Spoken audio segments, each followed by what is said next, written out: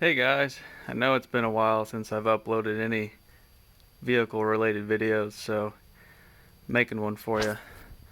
Still got my '02 F-250 running pretty good.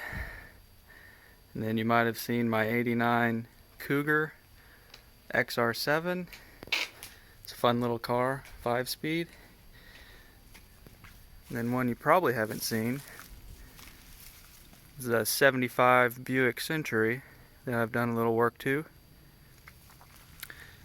And then you're probably wondering where the Rodeo is, and I'll show you here in a bit.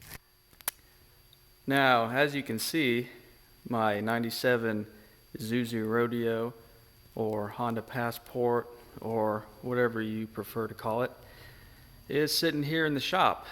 And I've got the engine and transmission pulled out of it.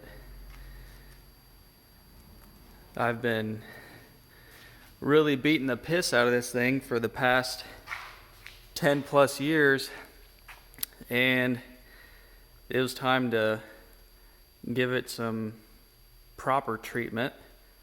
It was about 200,000 miles, and it's always had the valve train clatter, ticking, and it had been leaking oil pretty bad in the last few years. So I decided to go ahead and pull the engine and give it a full rebuild. And as you can see, I kind of got parts scattered everywhere. There's the block, some of the intake, and got the crank. But yeah, this is a work in progress. Getting ready to actually start reassembling it and get that started here in the next few days. And hopefully I can remember how everything goes back together.